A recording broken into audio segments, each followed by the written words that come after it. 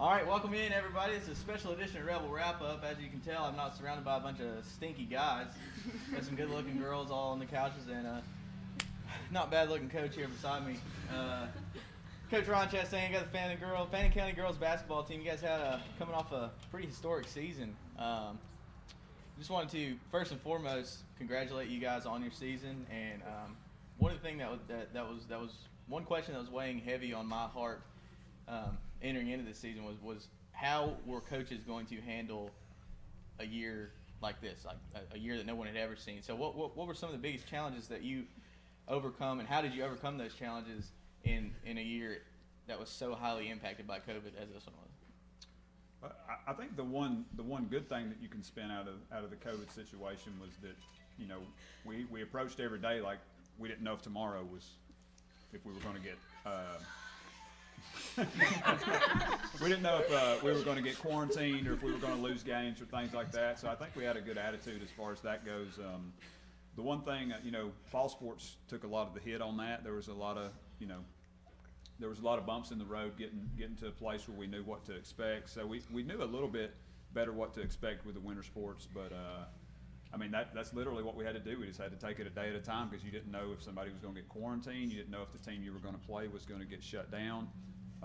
So there were really no expectations other than the day of, just come in and go to work and then play the games that we got to play. So you guys had 17 straight wins heading into the state championship game, and you were undefeated in region play. You struggled a little bit early with teams like Gilmer and Lumpkin. Everybody knows how good Lumpkin was this year. I think Loganville and Raven also. But then come region time, you guys kind of just flipped the switch. How did that happen? It looked like a completely different team. I know you may have played a few games without some girls early on, but what kind of went into that, just flipping the switch and becoming a championship caliber team when things were, nobody gave you guys a shot heading into this season. Well, you know, I think talking about COVID, that played into a lot of our early struggles because it took away our summer. You know, summer, and I know this is a topic that hurts all their heart. We were supposed to go to the beach for team camp, and we were going to go to a couple other team camps, and that's really a bonding time that the girls get to have, and they get to learn how to play with each other, even though a lot of these girls have played together for a long time. I think coming into the season, we were still trying to understand exactly who we were as a team, because that's a lot of time that's a question that you can answer in the summer. Like, you get to go out, and I think the summer before we played, I don't remember, 35 or 40 games, and it was really hard. It was really hard on the girls, but it's really rewarding too. And we came in, we were playing a lot of zone early in the year, and we'd been a zone team the year before, and we realized really the Raven County game was the one. That they beat us pretty good. They put a running clock on us, and me and Coach Hallmark and Coach Queen, after the game was over and we dismissed the girls, we just went out in the hall and said, you know, this ain't good enough. Like, if we want to have a shot to win the whole thing, and we felt like from the beginning we had what it took to make it there, we had to reevaluate who we were. And we changed some things about the way we guarded people. We changed the way we talked about effort and practice. We did a thing that I don't know how they feel about it. You can ask them. We started doing effort period in practice where we just put 2 or 3 minutes on the clock, and we said, I need you to play as hard as you can for 2 minutes. And then they started doing that, and then we started asking, why can't we play this way all the time? And I think it's just a thing where mentally they realize, I've got another gear. And then when January got here, man, they hit that next gear, and it was off to the races. Well, which one of these girls can tell me more about this effort period that you guys had in practice? Who's gonna speak up and kind of tell how that set you guys' season off on the right foot and moving in the right direction? Don't be shy.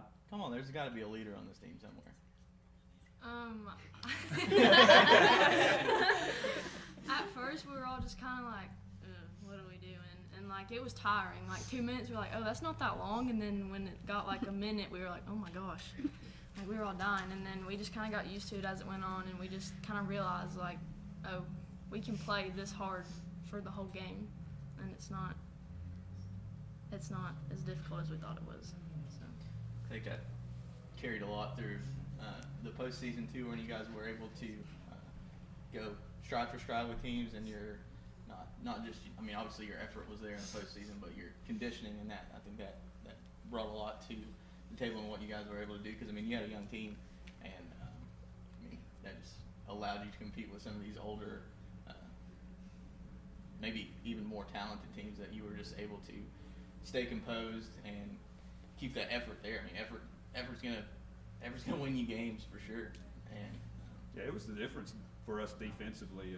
I think a lot of the offensive things that came along the second half of the year is kind of like we talked about, like just getting in a rhythm. Like it was so hard, like you talked about missing summer and not having, as you know, a lot of things that we did in the fall, we didn't do because we were so scared we were going to get somebody's fall sport quarantined. You know what I mean? So yeah. I didn't want to bring the basketball team together while volleyball and softball were playing, because I'd be devastated if we had a conditioning event in somebody else's season, then somebody gets exposed to COVID and they have to lose games, you know.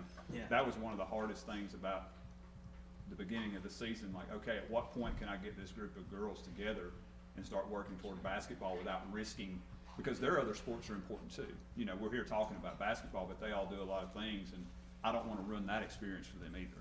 Especially the seniors, who it was their, you know, this was their last go around, and you know, we didn't want COVID to ruin that year for them. We wanted to do everything we could to make it as normal as possible. I guess that's what we were striving to do, and it was abnormal. It wasn't normal, but we made it through it, and we come out the other side pretty good. Well, we don't want to open up any old wounds, but two games we will talk about is Early County and Butler. That's two games. We like to talk about those. Yeah. Two games you guys won by, I think, a score apiece, right? Yeah. Does anybody remember the final from early? It was like 62 to 64. Two-point game. Yeah, going into the Early County game, they were undefeated, and they were the number one. Yeah. Put that one. They were the number one team in the state. We've been talking. We never looked past anybody, but you know, that AJC article came out that had the bracket in it, and I immediately took it to them. I said, they got you going to Elite 8 and losing to Early County. And you know, I didn't really say anything more than that, but you know, they had a kid that was going to Florida State, and everybody's heard the story. And we just made some adjustments on how we were going to guard her, and we told them they got two players. And if you guys can stop these two players, we can win. And they went and did it. And I know the big kid, she had 30-something points in the first half, but she had no gas in the second half. And that was kind of the part of the defensive strategy. Nobody talked about how good a job they did, Yeah, just double teaming her yeah. for a half. And she, you know, she was successful. That midway through the third quarter, she was done. And we were still going, and that was the difference in the game. And they had three kids that they started on that group that you could tell by watching them. You know, we watched 7 or 8 films on them, and you could just tell that they told those other three kids, y'all don't get to shoot. She gets to shoot, and the point guard gets to shoot. And we played some triangling too, and I asked them in practice before the game, I said, how would you feel if I come in here and told you you don't get to shoot? And you heard that for 2 or 3 years. I said, how would you feel when you had an open shot? And they said, well, we wouldn't shoot because you told us not to. I said, well, that's what their coach is telling those other 3 kids on the floor. So if we can eliminate shots for these 2 kids, we're going to see what those other 3 could do. And it was pretty obvious early in the game that we didn't even guard them. The other 3, I mean, we didn't even guard them, and they didn't want to score. And but you know, the execution of what we asked them to do in the playoffs was so good. Like one of the things I was so proud of. You know, I just look at things different, I guess. Everybody sees what it looks like from the fan perspective, but like the execution of what we asked them to do from the region tournament on was, we never had nobody ever argued about the game plan, shot selection. I mean, they just went out and did it, and that's what made it special. Early County game, was that the last second play up? That was Butler. So that was the next game. That was the Yeah. Final Four game? That was the Final Four. Who was in on that play? Me and Courtney. You and Courtney. Who made the pass? Courtney. I made the pass.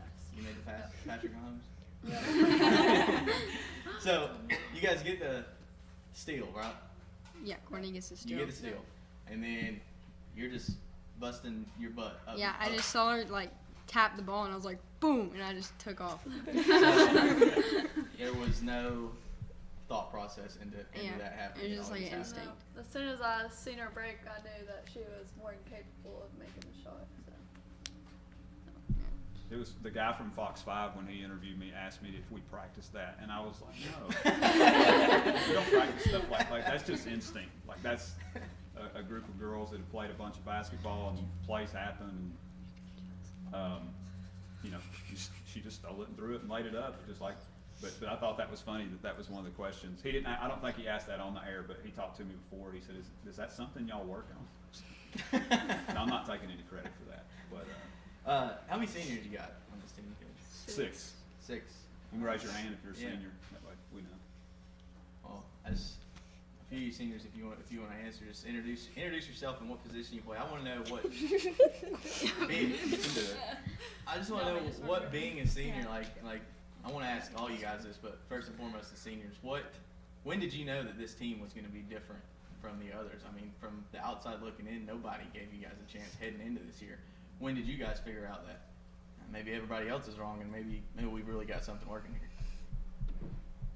I mean, honestly, midway through the season, I guarantee you nobody in this room probably thought we'd make it as far as we did. I mean, am I wrong? But anyways, we're like midway through the season when January hit, and we were kind of like, you know, not losing in region. So we kind of got it together, started working as a team, and then we were like, holy cow, we can actually do this.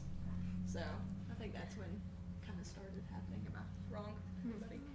Okay. I think it also, we were talking earlier about the effort period and like talking about having a second year, and like a lot that we talked about was being a second half team and like finding the second gear, and like we did that a lot in the games with the second half. Is we knew we could do it, and we would be down even sometimes at halftime, and we would hit that second gear that we've been talking about so much, and you know, win by 20 points being down at halftime. So I think that also like came into the whole thing with the effort period and finding the second gear and knowing that we have it in us and we did it. Being a team together, so that also like contributed to the win streak as well. So Any other seniors got anything to add? Abby, why don't you talk about halftime of the region championship? You really don't have to. Yeah, go ahead. Okay, well, where do I start? Okay, so we were down. Wait. Let me say this before you answer. Like, they have their moments, like where they thought it was possible. That was my moment. Halftime of the region championship game, I was like, I don't know the word for it, but there's this word in education where all of a sudden the people you teach take ownership, and you're no longer part of the process. And like at that point at halftime of the region championship game, I was no longer part of it. Like, it was theirs. Like, they took it. So we were down like. Yeah, what was the score? We were down 2. 2, 3, 4. I don't remember. So you can go ahead and talk. I don't know, but I just like knew. I was like, we came this far. We've won this many games in a row in our region. We were undefeated. I was like, I'm not losing this game. I might have shed a tear or two. And I don't really cry, but that, you know. So, Or talk. Or that. And I don't know. Everybody says that's why we won because I cried at halftime, but I don't think that's why. But yeah. So. And they came out and we won by like what, 30 something points. It was a lot. A lot. So. Just because you cried, Abby.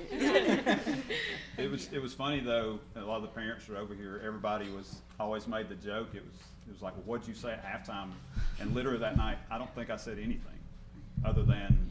Don't remember it if you did. Yeah, I know. I walked in and I was just like, and they were in there talking about how they wanted to go win it, and I was just kind of like, well, let's go win it. Like, I mean, own it, go get it. And then it was just like an explosion in the second half.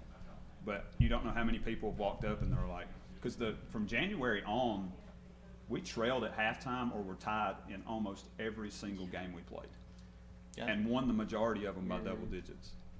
Dade County, was that the closest region game that you had? Yeah, Dade County was interesting because there was a reschedule. There was a reschedule of the games, and we ended up playing back-to-back road games in the middle of a week. And I knew that was probably the most scared as a coach I'd been, because I knew how tired we were at that point in the year. And I mean, you can sleep and you can rest and do all this stuff, but you play back-to-back road games as a high school student in the middle of the week, like you got to get up and go to school. You got, go home and go to bed the night before. Most times you don't get home by 11 or 12 o'clock, and they just gutted it out. Like, we didn't. That was one of those games where it was just like, we're just not going to lose. I don't know how we're going to win, but we're not going to lose. And I think it was what was that one, 48-46. It was low scoring too. Yeah. But like that was a rough couple of days for them, because I know how tired they That were. was a rough game in general. That was a rough game in general. That's a good way to say it. Well, we're gonna take a quick break. We'll be right back. We just got a few more questions for you guys, and then we'll let you get your blizzards and get out of here.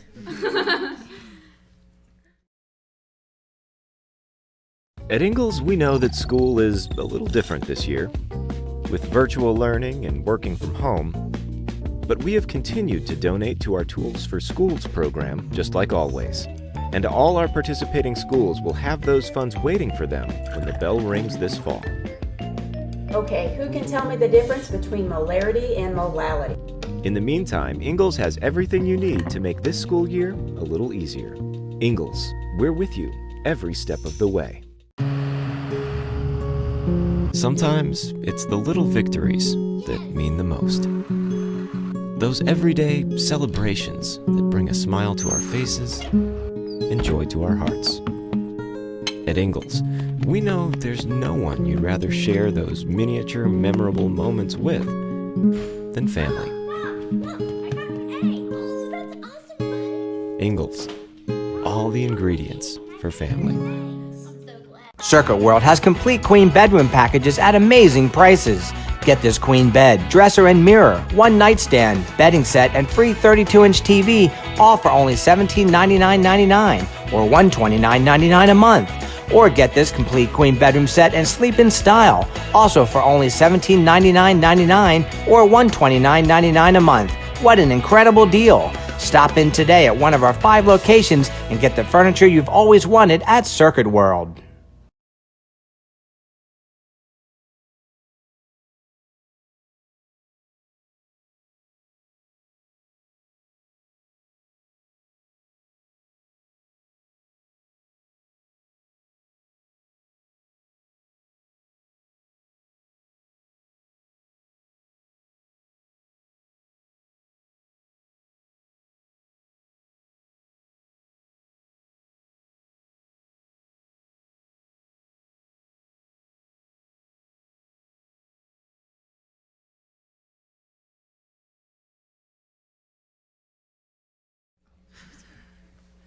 Welcome back. We're here live at Circuit World. This is Jake West, director of Team FYN Sports. We got the Fannin County Lady Rebels coming off a state runner-up championship season. We talked to the seniors before we went to break. I just want to ask the rest of you guys. We already talked to Coach Chastain. When did you guys know that this was a special team? I don't even know. Well, I mean, we knew we've been playing with each other, the majority of us, since middle school or since before then, like since rec rec ball. ball. Yeah. Rec ball, like travel tournaments every weekend, and like we just have the chemistry to be a good team, and we just we're so close with each other. We just knew from the beginning that we had a chance to do something special this year. Well, Coach talked about the bracket that had you guys losing in the Elite Eight to Early County. I mean, you guys feel disrespected the entire year? The entire time. Yeah. The entire time. Yeah. That just kind of drove us, we Yeah. would see something like that and we would just get And then mad. the notes that people would leave in our locker rooms. Oh yeah. Yeah. We went to it was a Chattooga, and they had written on the board Fannin next or something, and they were check had a Fannin box next. that was unchecked. Every single podcast article, anything that came out, as soon as it came out, I was like, y'all look at this. It didn't have. We would send it to each other. In our group chats, we were all back and forth, people picking us to We're lose. like, let's go prove them wrong and do it. We know we can do. I felt like a lot of the gyms that we went into, we were hated. By, Oh yeah, we got booed. Yeah, we got booed a Yeah, lot. we got booed booed a few times. times. We did Yeah, get booed. Dade County, the night of Dade County, they booed us off the floor after we won the game. Yeah. So. Even the championship. Sorry. Sometimes that's almost better than getting cheered off the court, though, because you know you just went and stuck it to them, and you get to come home and hear the cheers. Sometimes it's better to hear the cheers or the boos when you're away somewhere. Yeah. I think I sent them a message on Remind for the ones that check it. That's a different story. I sent them a Remind message that said, I can't remember exactly how I worded it, but basically people that aren't any good don't get booed. The good people are the people that get booed. Yeah. Like, I no never one ever got booed. boos people who aren't. I never got booed playing. I was the kid that you were talking about. The other two girls on the early county team. I was one of those two girls. Even if he's open, don't pull. But Coach, I just want to thank you guys. Thank you girls for showing up. Parents, thank you guys. It was fun to watch you guys this season, and underclassmen, look forward to watching you guys next season. Thanks for taking time out of your day to come over here and sit and talk with us. Coach, anybody you want to thank? Any community members you want to shout out? I mean, I know there's a long list, but I mean, the laundry list of community people. Like, I think a lot of people bought us meals, but the thing that people just couldn't understand was when we took that bus tour of the schools before we left. Like, when they got off the bus at the elementary schools, I mean, it was insane. Oh, that was crazy. And there was a lot that went into coordinating that, but that moment, the other one was, I may have said this in the News Observer article, like, I was in the Coliseum just walking around on the floor, and they were getting dressed, just kind of taking in the moment like we're actually here. And someone tweeted, and my phone lit up, and it was the line of blue shirts of fans waiting to get in the Coliseum. yeah. And I was just like, it was crazy. So all those people that travel to support, thank y'all. Olivia. Just cry, Olivia. It's okay. But those little elementary school kids, I mean, you just can't. You can't put into words the excitement. And a lot of people reached out to me after that, talking about school spirit and things like that. And literally for 2 hours that day, the entire school system shut down and put the game on. Like elementary, high school, middle school. Like I've had some administrators at some schools be like, we've never seen it just stop like that. And I had to go back to East Fannin for an observation the week after the state championship game, and like the little girls were in there with their Lady Rebels shirts on, and they just come up and they'd be like, "Are you that Mr. Coach I saw on TV?" I was like, that was me, and they're like, "I'm going to be a Lady Rebel," and that's kind of what I tried to, especially the seniors. You guys, I know you're heartbroken over the way the season ended, so am I, but like this group got to inspire like a whole nother generation of kids that want to be just like them.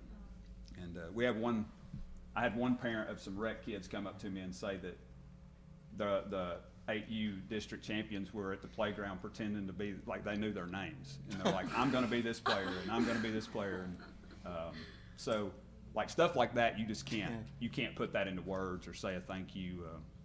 But like the community support, man, it was unreal, and we're thankful for all that, and it was fun, and just thanks. I mean, how else do you say it? Well, seniors, thank you guys for what you've done for the program and for the community.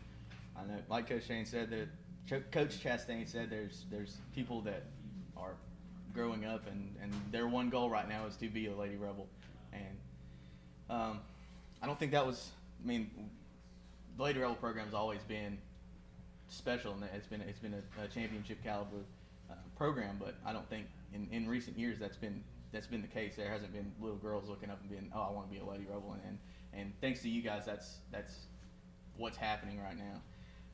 But underclassmen, we expect to see you guys back in Macon next year. I mean, it's a lot easier for me as a sports writer to cover winning teams, so you guys keep winning. It makes my job a lot easier. And Coach, I know you know what a special group of girls you have, and I know you've let them know that. So thank you guys for being here, Coach. Thanks for being here.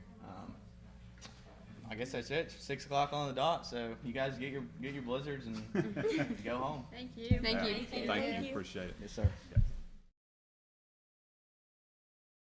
At Ingalls, we know that school is a little different this year, with virtual learning and working from home. But we have continued to donate to our Tools for Schools program, just like always. And all our participating schools will have those funds waiting for them when the bell rings this fall. Okay, who can tell me the difference between molarity and molality? In the meantime, Ingalls has everything you need to make this school year a little easier. Ingalls, we're with you every step of the way. Sometimes it's the little victories that mean the most. Those everyday celebrations that bring a smile to our faces and joy to our hearts. At Ingalls, we know there's no one you'd rather share those miniature, memorable moments with than family. Ingalls, all the ingredients for family. Circuit World has complete queen bedroom packages at amazing prices. Get this queen bed, dresser and mirror, one nightstand, bedding set, and free 32-inch TV, all for only $1799.99 or $129.99 a month.